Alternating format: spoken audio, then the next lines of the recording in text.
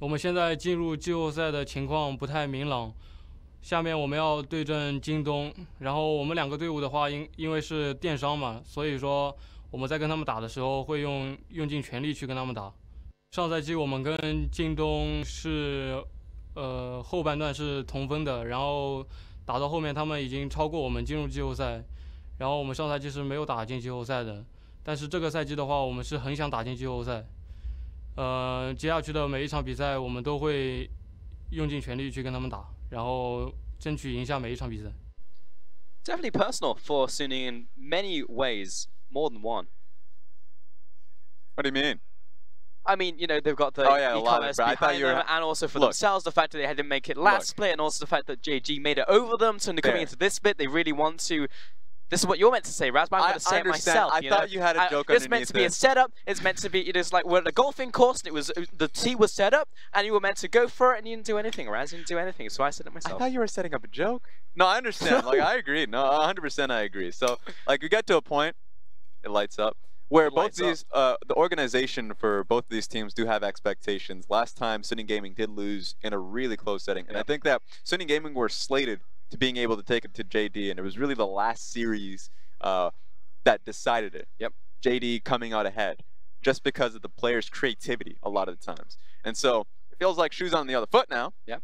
Where you're in a position where Suning Gaming, of course, they're not in direct competition. JD is flying across the board, but just based off standard play. And while it's Suning Gaming, that's a lot more creative based off the current meta, the bottom lane that you see Fury now playing Ahri a lot more. You're seeing these kill lanes come across, and it's really just Suning Gaming that's finding that creative touch. Yeah, and it's that, and also they're very explosive once they find it, right? Because we saw at the start, it seemed like JD actually having a pretty good start to the game, to be honest, and then it all flipped and flipped on a dime essentially, and all what's the phrase? Turned on a dime. That's the one. Turned on a dime. All turned on a dime when it came mid game, and you had that big fight around the mid lane, right? And it's just like, if we're talking about team fights right here, if that's always going to happen because they leave themselves with more options because they are more creative, then it seems like in the long run, if you play like 100 games between these two teams, assuming maybe they win, you know, 70% of the time. And the composition from JD was very straightforward in the sense that they didn't have many, like, it's really, you have to worry about the Leona, the Maokai, maybe the Camille. 3 picks, so if you can track where the Maokai is because Nar is pushing up in the lane, you don't have to worry about him. Even the CC getting, or at least the TP getting cancelled, you don't have to worry about that one. Look towards bottom lane, Leona, if you can track where Leona's going, then great. The only real point of, I would say, tracking you have to do is the Camille. And the Camille was really non-existent for the first 3 minutes of the game. Tries to go bottom lane for a counter gank, but it was too slow. And so when the Camille could have went mid lane or top lane, didn't happen. And so it's a criticism while they had a lead to begin with, but it made it so defensively speaking, Suning Gaming could do a lot more with their composition, be a lot more creative around the multiple engage points that they had. While if you look towards JD, they're just trying to farm up for Zai because they already had the gold, but she didn't have the items just yet. Yep.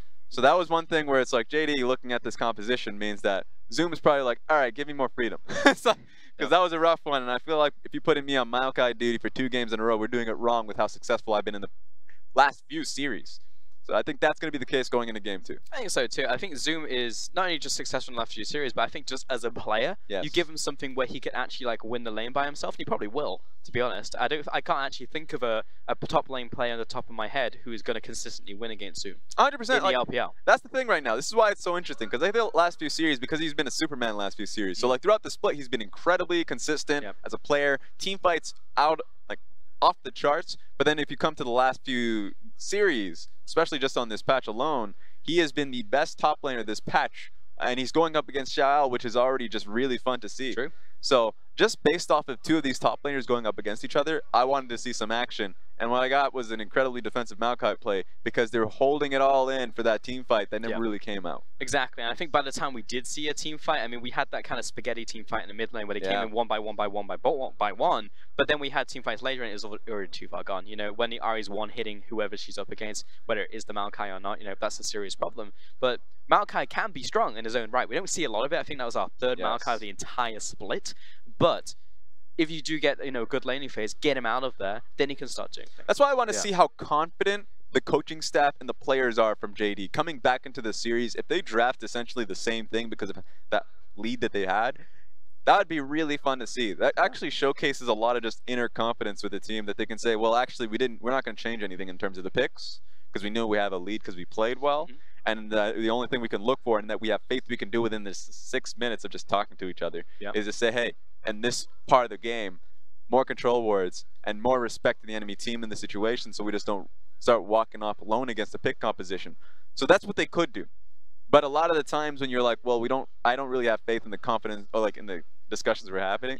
And a lot of the times going into game 1 to game 3 is just like band-aid solutions that you want to have so you look a little bit better. So it's a real telling. I actually don't know because we haven't seen that many losses from JD what we're going to see. Whether we're going to see change in compositions to allow Zoom to get more power, or if they're going to run the same comp and say that the practice is really held true with this comp.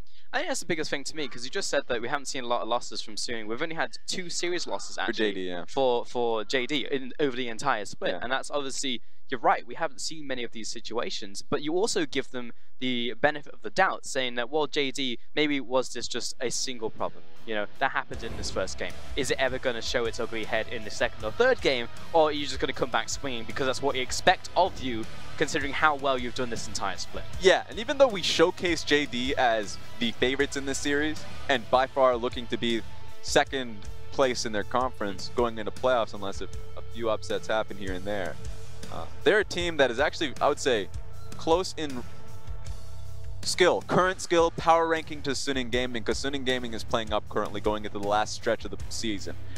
Beating RNG in the fashion in which they did is a team you have to respect early on in the game, and as you can tell based off of this one game alone, that defensively on par. So that's what I want to see coming out of Suning Gaming. They're a team that you still have to watch out for on their run to playoffs. Oh yeah, 100%. I mean, you heard it from the man himself. You know, Suning Gaming are definitely still looking at a playoff run. They're robbed of it in spring, but this is the important one. If you're going to make a run, now is the time to do it, Raz, because you could maybe even fight. Imagine Suning at Worlds, Suning World Champions. Oh my goodness. It could still happen. This is still a possibility. You're a dreamer. Aim high. Shoot for the moon. Speaking of which, we're still both betting that LGD are going to be able to make playoffs as well. That's true, and that's why I'm a little bit of a monk-ass in this bet, because I have a lot of faith in Suning's current performance. Me too. So for Suning to consistently, I would say, play high, even in their losses, which hasn't been frequent. I mean, taking down RNG was already a great notch that they had. Look at the previous ones if I'm just immediately going towards it. Snake and FPX, both of them 2-0s. And sure, they lost to TOP a little while back, 3-game series in that one, and TOP's no pushover themselves. So for Suning Gaming, a lot of respect there. And I don't know if they're going to take 4th or LGD. I'm actually, if you were to ask the brain of Raz, Suning Gaming keeps the spot. Oh yeah, yeah. But we don't listen to the head, Raz, here in the LPL. We listen to the heart. And, I'm a heart-based analyst. I don't know if you're watching our first set as well, Raz, but I've recruited another member to team Rice. What was he thinking? I don't know. That was just a Vici set. He wasn't. I think he was thinking with his heart like we were. Yes, he was. Yeah. Welcome to the team, But the smart man would say Suning, because we saw this series and they just smacked JD in game 1, and heading into the second game, there's likely they could do it again. Let's see what they have for us in terms of the draft. Let's see more creativity. Yeah, get that Ari out of here, along with the Swain and the Trundle. Imagine that, double bans against Fury. Hey, they're on blue side, so they can do it. If they're on red side and did, then I would be a little bit worried. That would be the real band-aid. That's true, yeah. But for them, they're saying, hey, you know what? Give us the Talia. I mean, Clit is a great early game jungler. Oh, doesn't pick it up. That says a lot, actually. I mean, Clit is a type of jungler that does want to counterpick quite a bit. And ultimately wants to team fight. Talia is not a real strong team fighter. Actually gets railed in certain matchups.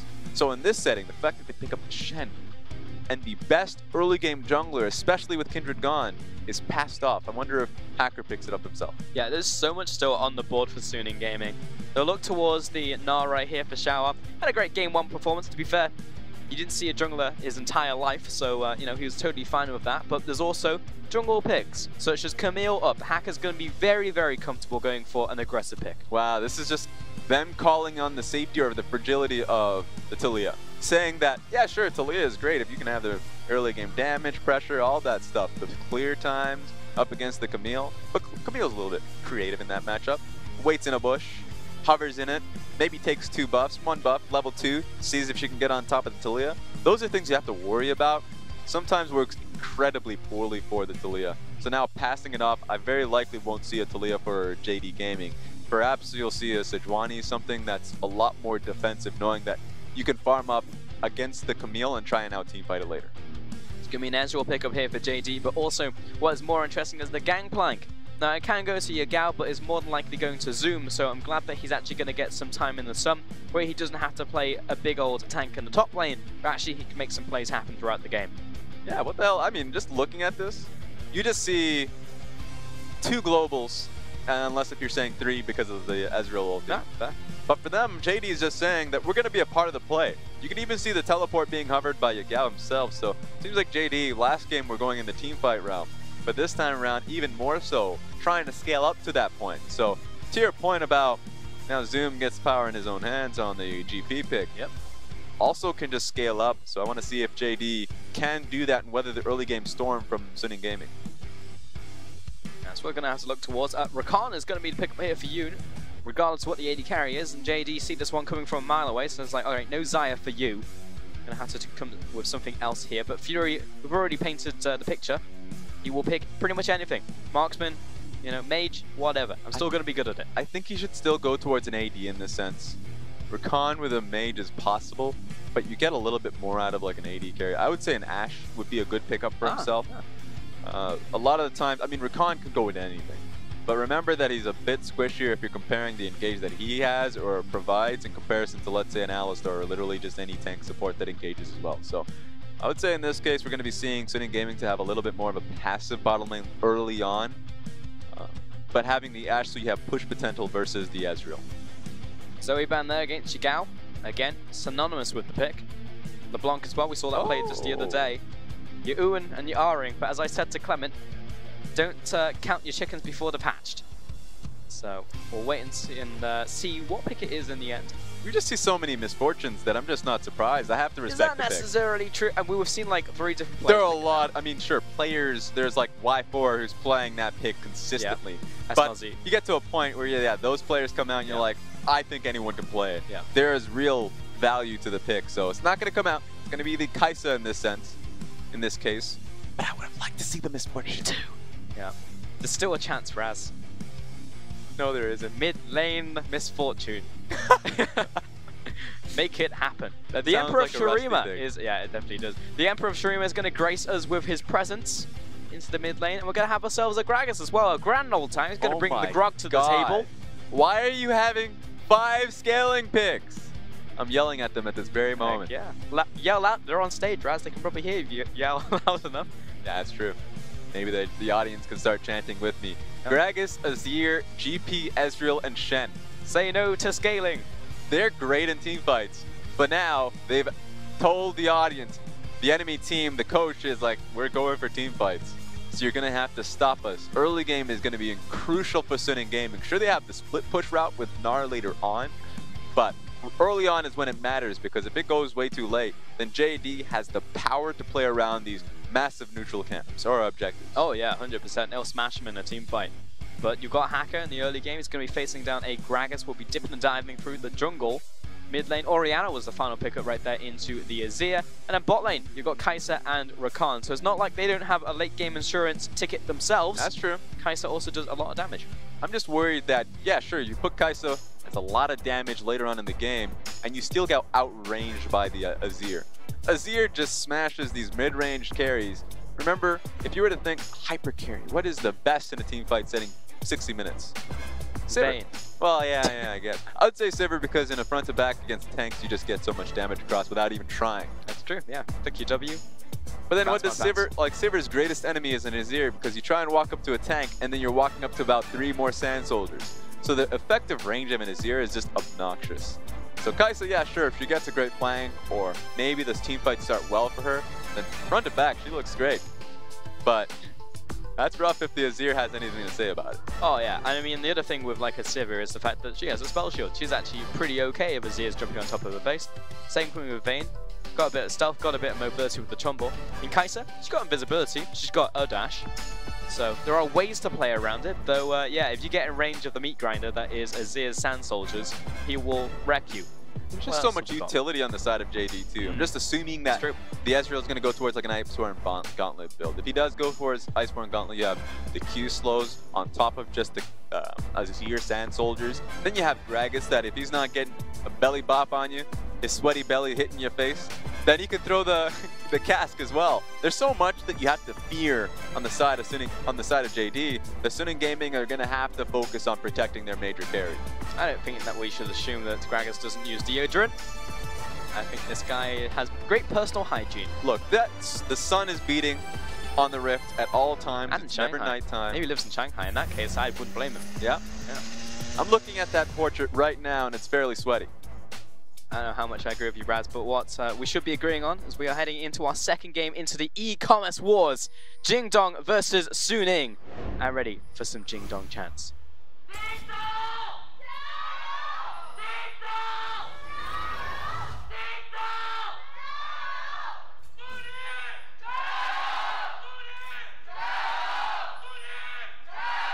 I think that's the first time in my life that I've ever heard a chant or a, shall we say, ringleader challenge the JD manager. Oh, yeah. I mean, you have to. JD are respectful opponents. There'd be times where people, maybe the chants go a little bit too wild. Somebody tries and step on the other guy's toes. Yep. Someone shouts RNG. That's true. Yep. It's a cheap shot. But not JD. They know that the power of their ringleader's voice is good enough to carry through. Strike hard and true. And it's in a game, they're trying to match it. They did a good enough effort. It was good enough, but still an 8 out of 10 in comparison to JD's 10 out of 10. Oh, yeah, I think they've gone past that. They're like an 11 out of 10 at this point. At some point, I want to actually see people square up in the middle on stage. The two ringleaders, toe to toe. That would make a mouth great to segment. mouth. Not mouth to mouth. That implies something different. The English language, ladies and gentlemen. Let's take a look at the keystones. We're going to have double Kleptomancy, one from Loken, one from Zoom on the side of JD. The one that called out to me was the Yoon picking up Airy on the... Good lord, what is his name? Rakan, thank you very much. Got it. Nailed it. First time. So Rakan, of course, does have a bit of poke in his queue. It's apparent. Also, if he goes straight towards the AP route, or at least just a little bit, I just mean in terms of picking up the support item. Steady on. The heal is pretty nice. So there's a lot you can get out of just AP values. Very likely going to be benefiting Fury here. Yeah, that's the hope. I'm just watching these two mid laners go at it. Yeah, every opportunity that Yagao even sees places down Sun Soldier, not for farming, but for hitting. And hitting Angel in that mid lane. And that's what you expect out of the matchup. This is why we see more people picking Azir into the Orianna. In this case, it was Orianna into Azir. I think that the only case is because they just rounded out the composition. It's great Orianna ball on towards Camille, and the engages are there. You can say the same thing for protecting the Kai'Sa. So there are a million ways of using the Orianna. But in this case, he said that he recognized the range disadvantage in the mid lane, but he's trying to play around it. Oh my This could be dangerous. Clockwork Windup will start to ramp up in damage, but he does get a lot of damage in return onto Angel. Hacker is waiting in the wings. It just needs one auto attack, instant flash away. He knows he cannot take a precision protocol. Really smart from Hacker to not blow his own flash. He knew he was going to get the flash of Yagao, and that costs Yagao the rest of the lane unless Flick could do something about it here. Yeah, he's moving in to within combat range, but Hacker, he's here and actually playing towards top side. Yeah, here comes Gragas, takes a swig of his barrel, but choosing whether to go in or not. That's a lot of damage onto the enemy jungler, but now Angel is going to be walking him back to the tower, forced to flash away. Now he can burn his flash, but he's underneath the tower. That tower shot comes in, not going to happen. Angel tanks it for him, and that will be first blood to Suning. And you know what Clid did there?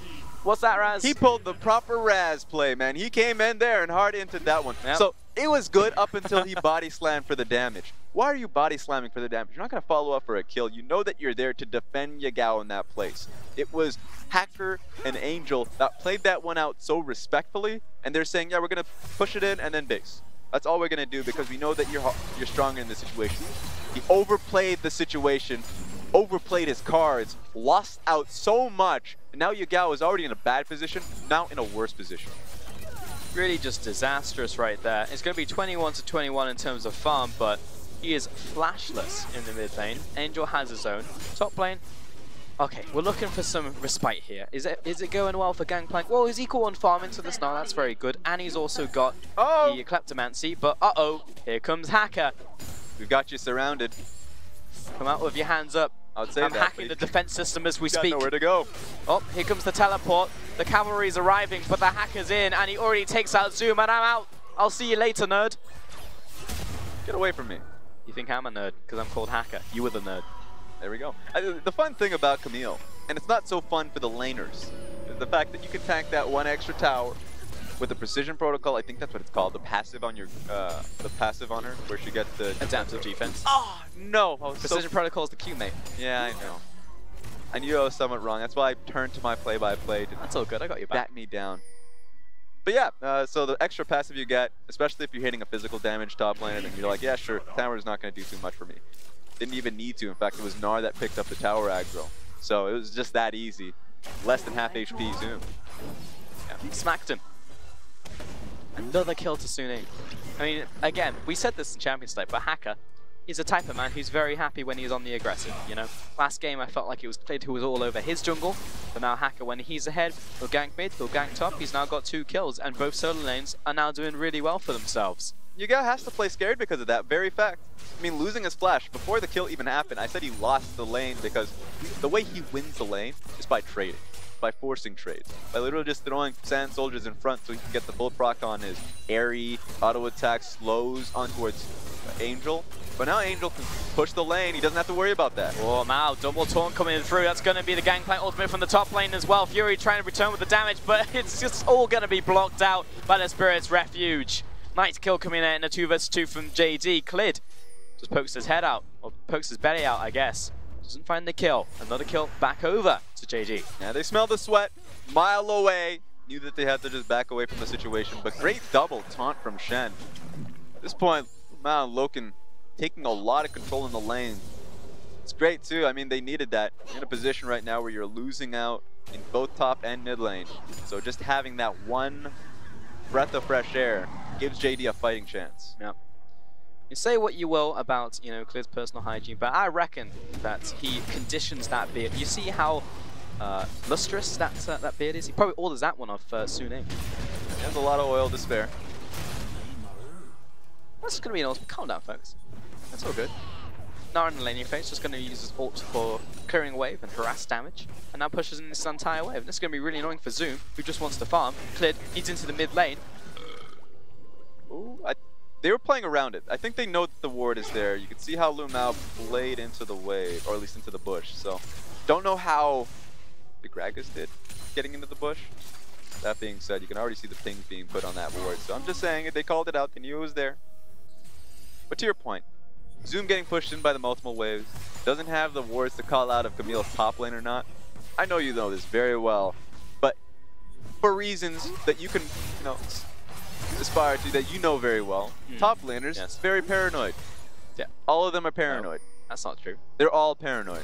At the very least, the GP player is paranoid. Oh yeah, GP, 100%. He died once before, and he's like, this is a massive wave. There has to at least be 3 people in the area that pushes me off this lane. I mean, there's good reason for it. It really is. Hackers on the top lane place down of wards. He should be paranoid. I'm not seeing things, I swear, team. Yeah. Look at the VOD. Take a look afterwards. Of course, Raz is referring to the fact he tried to jump scare me earlier in the green room. He was stood behind the door, and I looked behind the door. You're a paranoid human being. I'm not. I have great map awareness. Not a single person. Don't face check. I'm a well-trained top laner. Not a single person has jump scared you since coming to China. Not one. 0. And Absolutely you somehow decide. How many times have people tried? 64 times. No. Not a single time have I been scared. And that's what Zoom's doing. Yeah. He's a well-trained top laner, Raz. That's true. He opens the door and always looks behind it. Yep. That's what you should do at home as well, folks. Not just in-game, but in real life as well, because it could always be a Razzleplasm waiting for you. Or worst case, a killer. Oh, or one on the same. With knives for legs. Yeah, and name's FLICKR. Oh, shout out. Now he's playing paranoid. See, he's good top laners, Raz. These are good top laners. They know when things are coming their way. They're good top laners. Yep. I will say it's pretty difficult for Gragas to hide behind the door, to be honest. People call it spider senses, but honestly, Spider-Man himself just is ridiculous paranoia. In fact, he learned from top laners in League of Legends. You know, people talk about the Spidey senses. In fact, top lane sense. Oh, that's going to be a follow-through. We don't talk about that. Good follow-up damage from Angel. The Shurima int. So you kind of expect that. He was actually at a great range too, so there is a a hunch that he wouldn't have been swept over if he didn't flash, but just makes it known. He just throws the flash out there because worst case scenario, he gets clipped by it. Does come from behind you as an Azir, so it actually has an extended range there. So just knowing that going up against Azir, you don't want to just lose the game based off of disrespecting flash. Yep. Okay, I'll back out. I'm winning the lane anyways. So That's just recognizing it. The Emperor's Divide has a funky hitbox sometimes. Yes, Sometimes you'll just get clipped by one of the soldier's legs and you're like, hang on. That guy definitely does leg day. Yes, he does. And honestly, that's why if you're an Azir player, in this case, you guys played enough games thus far that I'm gonna call him an Azir player. You have a full idea of your range on ultimate. That's why Angel's like, I'm pretty sure I have the range here, but he's played enough. He probably knows, yeah. He knows something I don't. Like, I'm gonna play my cards right. I'm just gonna press the F button. Yep. Oh, he has it on D! Just kidding, he's gonna press the D button. D for Dash. Made it. Yeah, Hacker is going to pick up the dragon. It's going to be an Infernal like that one as well. And the next one is going to be another Infernal. Lovely. That's what you like to see if you're Suning, especially when you've got control around that area. That's how you speed up the game. It really is. It's going to be great for those team fights. It's going to be awful for JD. Like, JD was already feeling the pain from the early ganks that came through from Hacker, the pressure they put topside. Now you know you're going to have to play to this. So losing out the first Infernal is fine, but knowing that it's going to stack into a second one means that very likely you're now playing into potentially 3 Infernal Dragons. You have to contest the second one. You just can't leave it to be. So it just plays into Suning's composition really well. Especially when you're looking for scaling, you know, at the same time. It's just like, haha, it's fine. We'll wait until the 35-minute mark and then Suning rock up with triple Infernals and Elder Dragon. You're like, damn. Doesn't matter what they're running, they're still going to hit like a truck. They all do damage too. This is legitimately a quadruple threat. And I'm going to put in a Rakan just because he's building a little bit of that AP. That is ultimate, like his full kit with a double/triple Infernal is good enough to be known as a threat. Putting that out there. This is nasty. I remember the short stint that was AP Rakan. Yep. That was horrifying, but also fantastic at the same time. Shout outs to all those AP Rakan players. I've got a bit of an invade here from JD. I'm actually going to send a couple members towards top side. I'm going to place down some wards, Rakan has some scary scaling. I'll just put that out there. Like, big thing, of course, is just the high cooldowns on spells. So ultimate W means that you're committing fully. So if you're committing, you know you have to get a lot of damage across, get the full burst across. Which probably if you're AP mid lane, you need the proto belt to get the extra bit of damage as well. Yep. But you know, your support, so you're not there for the damage. The chunk is nice, but the heal is even better. So just putting this out, a lot of damage is going to be coming out of it. Double Infernal. Maybe even more, because Zoom is so paranoid right now. He is. The lane gank, and he has to respect that too. That man checks behind his doors. Every single door. He sees that mouse hole beside the door, looks inside of it. It's just like, are you there, Camille? Are you in that mouse hole? He goes to sleep, he sees a figure, a shadowy figure in his closet. He knows it's a jacket deep down, but he opens the light anyway. Just in case. Always sleep with the light on. And how many ganks has this been now where Hacker's moved to the top side? So many! I know, it's been like 3 or 4 now where he's moved towards top and he just can't do anything because Gangplank's just sat behind his inhib. The go-to strategy in solo queue is like, you know, be respectful for the first 2 to 3 ganks, but then afterwards you're fairly certain the enemy jungler is going to leave you alone. That he knows as a player he's only going to run into you at least once, and he's like, all right, this guy's played too respectfully, I'm going to go bot lane and mid lane. Yeah. You're fine as a top laner. But some people just have a vendetta. Yes. You know what I mean? It's like he's seen your name before. Yeah. You've done something to him in the past. You've wronged him in a previous life. Yep. That's why he's going to keep on coming. I bet you by the end of laning phase, Hacker will gank at least 1 more time. It's going to have to work. At this point, he's going to bring a friend along. Angel's going to join the battle. He has blue buff, so maybe why not? Maybe Yugao. Not Yugao. Yoon at this point. Oh yeah, he is a roamer. He finds those opportunities. Ooh, and Zoom's used teleport. It's right for a gank, Raz. It's going to happen. Look at Camille, going topside, typical jungler. It's like, you know what?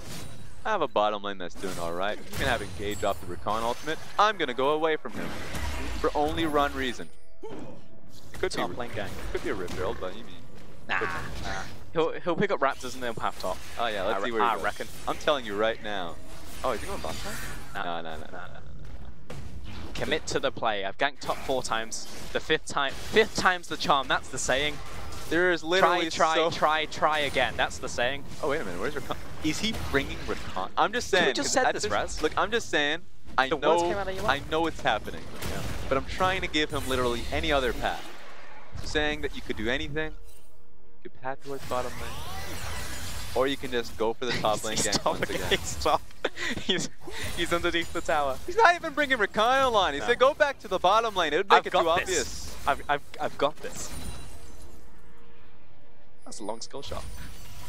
I'm so invested in this. Me too. We're both just watching it on the minimap. He's still. This has been 10 minutes in the making. All right, and he's gone back to base. Zoom's gone. He's out. No, oh no, he stopped this recall. Now is the time. He's faked his base too many times. They know that he's going to be there. Yeah. Just go for it. 5th time's the charm. Let's go, baby. Hacker jumps away because he's taken tower aggro, and Xiao Ao walks away and has to flash. Oh no! The greatest miscommunication of all time. Hacker E-ing in, saying, actually, I don't think so. But Xiao Ao is already committed to the play. That's exactly how I wanted that chapter to end. Yes, that is the best end to that chapter. You move on, you're like, all right, let's see if anything happens now. Yeah. Everyone will think back to the first 10 minutes of the second game of Suning Gaming and JD. I thoroughly enjoyed that. Yeah, me too. Oh, Clid forwards. Look at that combo coming through. He's going to lock down Clid. He's going to die right there. And Yoon turn this one around though. Mal goes golden and Shaddy's still slamming this tower. It goes down. There's going to be a 1-for-1 trade in the jungle. This bot tower falls. Shelly came in for a charge. I examine that crime scene investigation right there. It's all good. And in the end, 1-for-1 and towers traded.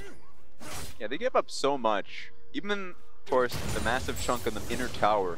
Just for the fact that Xayah stayed bot side a little bit longer to actually get a tower trade across. So, I mean, that's usually, if you're Fury in this case, you'd want him to come back to mid lane. On the off chance that they continue the dive. Now remember, the Azir can actually continue that siege. He has the passive to be able to now use the turret mid lane. He did it, but they didn't try for another wave or another tower based off that pressure. They just based and let it, the wave push back. It's the second Inferno, and Raz, you told me that JD, they need to contest this. Contest it. Here comes Clid over the wall, comes in with the secure. That's a great taunt coming out of Mao as well. Here comes Loken following through, and you've got the rest of the team coming in, but they are very late to the play because Fury, a Caffeine Rain comes through, but he commits very hard. Cosplaying LWX right there. Oh! The Emperor's Divide on to Suning Gaming. Ezreal ultimate clips Hacker on the way out. That was Phil Kanye. He just scooped them right into his team. That was insanity, committing the flash. Now, they didn't get, any added kills on that one. But at the end of the day, that's just JD taking full control. Hacker, please. Do a barrel roll. Just stop it. What is happening here? Oh, and he dapped on him. Hacker has probably had the most annoying early game I've ever seen in my life. He brought that upon himself. He did. He lost a lot for that top lane commitment. I think an MVP should just happen at 18 minutes into the game, and it's on Zoom. Yep. Most paranoid man in existence. It benefited him. He succeeded based off that. This tower's still alive. Yeah, it's almost dead, but still alive. With all of that pressure. Zoom places down the ultimate, but here comes Yoon to double down on his play. But Shen's already here right now, and Xiao Ao, he's very low. He looks to back away. Wallop flashed away from Zoom with the outplay. Parlay! Nah, that's going to be a kill over to me. Cuts him down. You had the extra friend in mind as well, bringing in the Shen. Shen ulti, remember, he can join in whenever he wants to. So Zoom is sitting sky high at this point, could even commit to this top lane outer turret. Really the only outer turret that's just getting a call on. JD should commit the extra members. They will indeed find themselves yet another tower. This will be their 4th tower. And JD really just spiraling out of that jungle. Are now in a fantastic place for themselves. I remember not too long ago, the Azir was in a terrible place, as was the top lane. But all that has been resolved now, and JD with the scaling comp have managed to weather the Suning Gaming storm in a very good situation. Yeah, this is a great spot for them now. Getting to this point in the game now. Take a look at this. This is the dragon fight. Remember, Gnar didn't have access here. Great steal from Klid to begin with. Had a lot of damage just based off being AP Gragas alone execute onto Fury, but also just the damage that they got in the Infernal. So they were well and prepared for this, but boom! Bop! There's no POW, unfortunately, just because, like, sure they get Angel, but the rest of them can clear out. Oh my god. Right into another fight right here. Yoon's already dead. Comes with the ultimatum right there. Hacker jumps away. Klid goes golden. Loken over the wall. It's a big shockwave coming through, but Loken is starting to clean up this fight. Fury moves forwards, finds one. On the backside, it's a battle of the AD carries, but Fury has no team left around him, and he cannot put up the damage to deal with the quadra kill Loken. And double buff on top of that. Good lord. I mean, at this point, Suning Gaming, knowing that it should be a game 3, just based off of how well JD's playing in this early point in the game, how much they're snowballing on top of the Irish Point Gauntlet, Ezreal. This is getting insane. I'd say the only pipe dream they have is a Baron steal, but at this point, we saw what happened in game 1. These teams aren't going to make it a 50-50. They're not going to allow it to happen. No, they will not. 21 minutes. The amount of action we've had in this game is absolutely absurd. And JD, they're actually 5,000 gold ahead right now. 4 towers to 1. Top towers being sieged in by minions alone. We can actually see the setups for that fight. It was a trap coming in from JD. Just 2 members to start it off, which is important to say. That you thought it was going to cost Klid's life. It ended up doing that, but he's lasted a lot longer just because he had the stopwatch in tow. And Fury even brought in a lot of deeps, but at the end of the day, rest of the JD squad comes in hot. Coming in late means that Loken can provide the damage, doesn't lose anything at the very start of it, so incredibly healthy to go in there. So, well done for them. He still doesn't have the Blade of the Rune King either, very close to it, and that's when his damage just goes off the charts. Yeah, the AD carries have really just been turning up in this series. Quadra kill to Fury in game 1, quadra kill to Loken in game 2. As I said, yeah, moving towards that Blade of the Rune King, but still 2 items, quite big. Oh, shout out, yeah, he sees the opportunity, gonna come with the third hyperproc, and he's got the whole family here to kill Zoom. Slams him against the wall, Fury gets the kill. Nice pick there by Suning, but on the top side, the split push to Zia. Yeah, Suning committed a lot to that naturally because they want to find those windows to get back into the game, but there's not a lot to get in the bottom side of the map. For them to just get that 1 kill, commit so much to do it. Like, you look towards the bottom side of the map, you're like, maybe mid lane tower, but it's not in the right position. Yep. And so, JD are like, okay, let's just get your gal in the top lane turret. Actually, it just turns into a trade after all is said and done. A good trade, if you JD as well. Tower for a kill. We'll take that any day of the week. Yeah, just take a look at the investment. 10 seconds back for GP, and you know that the top lane tower is just going to be pushed a little bit more, so you can now play towards Baron. So Baron game is going to be stronger in JD favor because of that trade. Yeah, well, the one thing that that Suning actually have in their back pocket is the fact that Xiao Ao has teleport and Zoom does not. That being said, Loken has teleport, so if they really wanted to send someone to bot lane, it could be him. That'd be a little bit janky. It would be very janky. It'd be weird. So it's better to have Zoom clear a few waves out and start leaning towards mid lane, so whenever it comes towards the Baron setup, that he can be there. But it just depends, because at this point they can play it extra safe, know that you have half your TP just coming up for Zoom. You'd only really have to wait 2 more minutes, so you can just be that respectful and say, you know, we'll wait 2 minutes for a Baron play. We're in a position where we can just consistently clear waves and look for minions, for items on. Yeah, it's not like we scale down. We've got a Gangplank, a Zia, and Ezreal as well. It's like we're totally fine when it comes to the scaling department. Move on to Dragon. It's going to be a Mountain Dragon as well, which even helps the play if you're looking for 2 minutes into the future. To be able to kill the Baron even faster once you have this one. We're just talking 2 minutes too. You're getting the Dragon, just looking for a Rabadon's Death Cap on towards your gal. Loken can finish up his Blade of the Rune King. Like, those are when you're really fight ready. I say that, but it seems like they're just setting up for blue. Bringing up a lot of Sand Soldiers. You can only bring 4 with that. Yep. Bring out the Janitor as well. Run out soldiers. Top tower goes down. Nice little pick up there for Suning. Though it's actually in the turret that's being sieged here. That's a great barrel coming through onto Xiao Ao. Knocking him towards the team, but he's about to go Mega. Lands a big Gnar ultimate, goes golden. And here comes Hacker into the backline. Assassinates the Gragas. He's ticking down, but he also gets the shield coming in from Yoon. It's going to be a 1-for-1 trade jungler for top lane, but the tower ultimately goes to JD. Yeah, and they can continue on to the next tower too. At this point, Hacker needs to hit the base and come back to the map. So these are a lot of members missing from Suning. Zoom stepping up, there's still a minion there, allowing Loken to put an extra bit of damage onto the tower. Plasma comes through, but blocked by the Banshees from Yagao. And the minion wave a long ways off, so I'm expecting JD probably to back away, sweep through the jungle, probably pick up red buff as well, but still, a successful push coming in from Jingdong. There we go. I mean, it's only getting better for the JD at this point in time. TP is very close for Zoom, so at this point in time, in fact, just send him bottom lane. And it's going to be on Sin Gaming to find anything topside. They're actually already here just to place down and clear the wards. Make it a little bit harder for JD once they come back on the side of the map. Completely clearing away. Want to get out of there. Yeah, I don't know. Loken, yeah, probably just going to pick himself up mid lane wave. He was pathing towards red, but he saw the juicy minions. Now he's kind of by himself, though. He's got Shen behind him, and soon in gaming, they see him.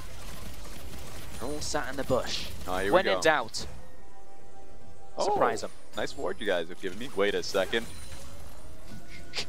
This is always my favorite. The decision the supports make. Should I clear this ward? This has to be a trap. Yeah.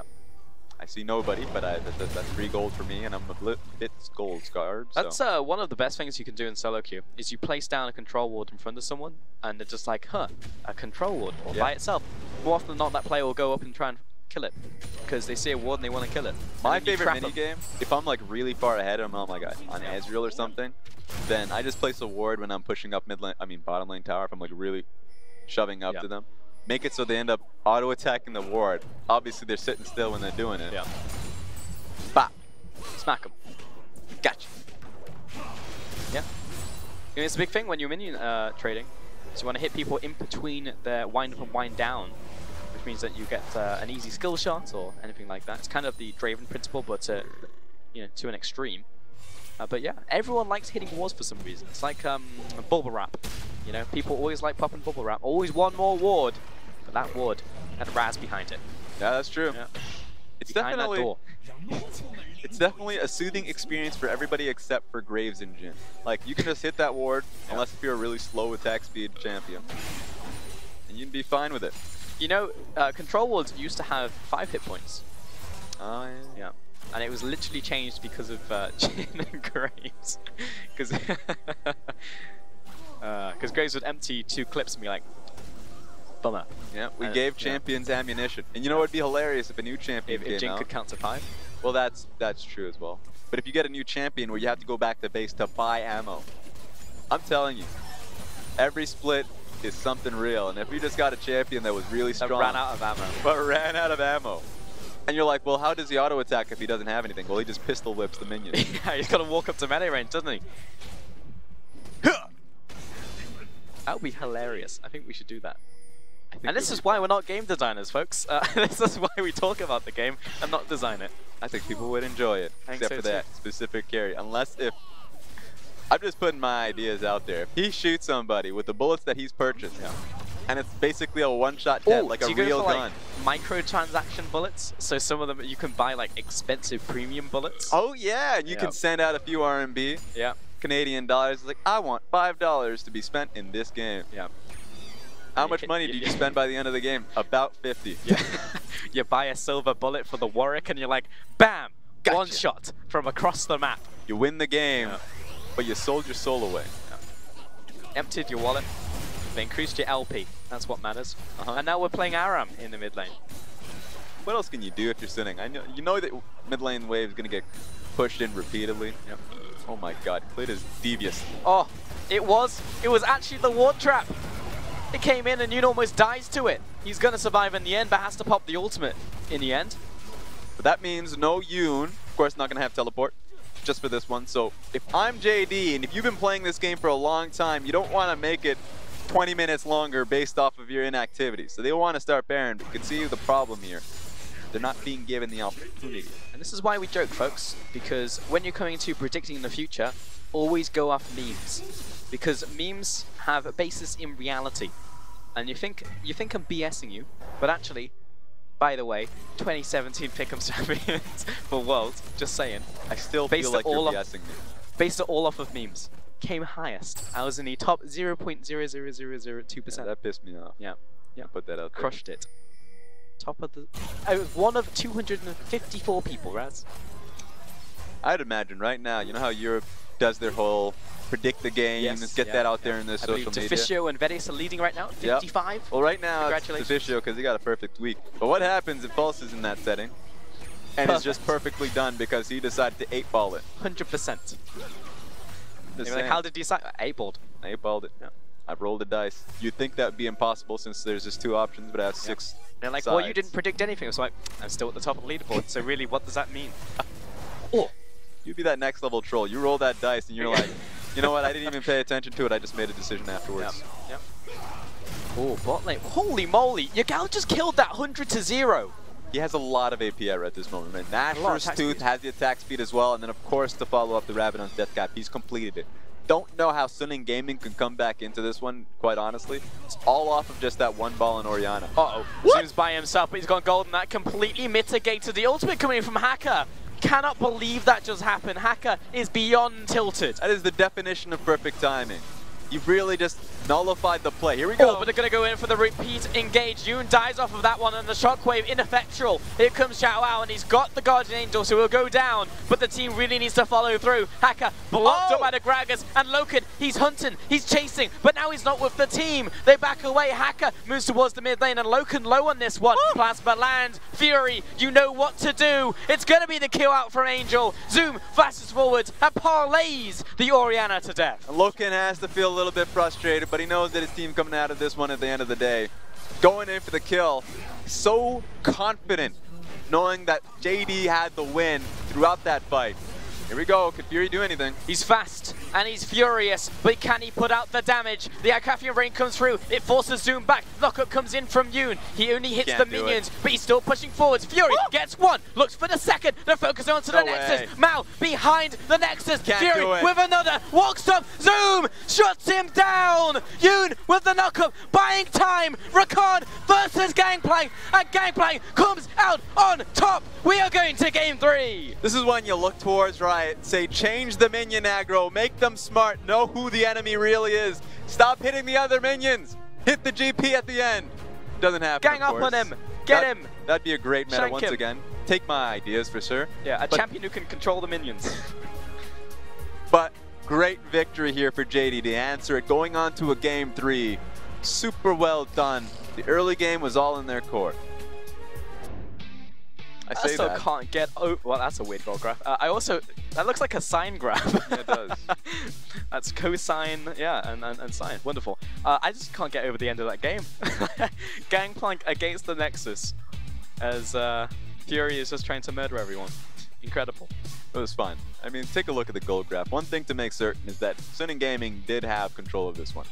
Based off the composition alone, the second Infernal Dragon, by all means, they should have been able to take it. And I'm going to put a lot of the blame on FLICKR in this situation because he tried super hard to go top lane, actually didn't even bring Angel along. I think if he had ganked mid lane a little bit more frequently, he had the lead there. Yep, based off the early game gank, the problem with Clid is essentially losing his life, throwing it all away in the mid lane. There were so many opportunities there for FLICKR, and it felt like he threw it all away in a gambit to get the dive top lane, and then he second-guessed it at the end. He spent so long in top lane. That was like the first 15 minutes of the game. He got 1, and he was just like, I know where to go, top lane. And goes 5 more times. We counted them. We followed his entire adventure, top lane. In the meantime, it was a farming Clid. He got himself, which was taking the control of the game back, of the Rift Herald, and they just ran it through mid. I felt really good from Clid in terms of regaining control of the game because for him, he was behind in a bad matchup as well. So a lot of that, you look at that composition, you're like, that's not that. I mean, you're in a bad start on top of a worse start. Yep. And he was able to reclaim it just by playing patiently, understanding the situation that he was in, and of course, the control ward on the Rift Herald itself, so he's able to take it securely. There are some instances where you'd say that you're losing a lot of HP on Rift Herald. Camille's pathing topside. In other universes, the Camille would check. But regardless of it, he understood the risks that he had to take. He took the risk, and he ended up getting a lot of control back in that game. He did, 100%. You know, you also got to say props to Zoom in the topside because he was unbelievably paranoid. But again, always be paranoid if you're a top laner because in this case, indeed, the jungler was there like 6 times. 100%. So he didn't stop after 2 or 3. And if he walked up to that tower, he was dead. And if I were you, every single one of you, don't check who's behind you right now. I'm just putting it out there. It's Vincent and Rita. That's true. But I mean, in terms of just, these are great lessons to take from both top laners, the necessary information they had. And remember, you're going up, Gangplank. Sometimes it feels like that.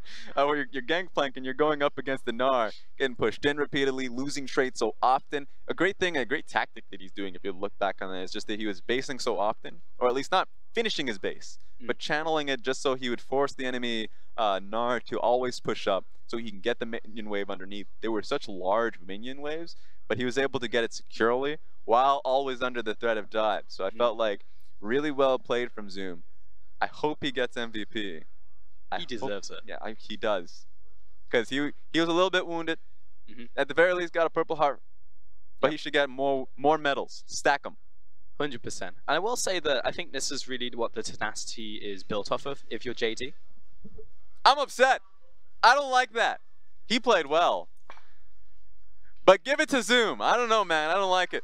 I peaked. My producer's probably unhappy about that, but I was wondering. That's unbelievable. I can't believe it. I mean, it's because he got the Quadra. You know, in game 1 we got the Quadra coming out of Fury. He gets the Quadra in this one. It's just like, play was great. You know, I feel like Fury earned it a little bit more than he did, but still, really nice coming out from him. And so this was, of course, started off with a Gragas. You look at the positioning of Loken here, really well done, because if Sunny commit to the play in which they are forced to do so, then he's just going to be able to get the free pot shots in there. So, I mean, he played the fights as well as you would expect from Loken in the summer split. There you go, off the backside. And Fury also played that team fight very well as well. It was just unfortunate that his front line just disintegrated in front of him, which is unfortunate. But he cleaned up all of the kills. He was on janitorial duty, and boy did he do a good job. There was not a single part on that floor that was dirty after he was finished with it. Squeaky clean. Yeah, apart from him, because he died and his blood was all over the floor again. But apart from that, squeaky clean. But again, that is the big part of JD. The fact that they can always just bounce back. You know, that is a huge part of JD and how they come back into the split. Is because they're 12-2. Yeah. They've won most of these series, most of them in 3 games as well. Yeah, they're doing really well. And I think that one player to always back them up happens in the previous games, but also especially in this one is Yagao. I felt like Yagao as a player in this series alone, even though a lot of the highlights were either in top lane or AD carry, Yagao and the sweep that he was able to have in the blue side jungle, 3-man hit, I felt like his Azir is always a pick that you have to respect. So real well done from him in this game. I always enjoy his Azir play, even when he was behind. Thought that he played behind well. So good job. Yeah, good job for him, 100%. But I really want to know how this series ends. Because remember, this is the e-commerce wars as well, and it's meant to be day of the Suning. But now we're a match point. So it's like, what's actually going to happen? Who's going to be winning this one? I don't know. Who do you think it's going to be, Raz? Oh my goodness. It should be JD. It should be JD. I'm going to give it to JD. You're going to say JD? Oh, I don't know at this point. I kind of want to say it's Suning. Well, I'm going to say it's Suning. I think Suning's going to take it. All right, we're going to take a quick break. When we get back, we'll be here with more League of Legends.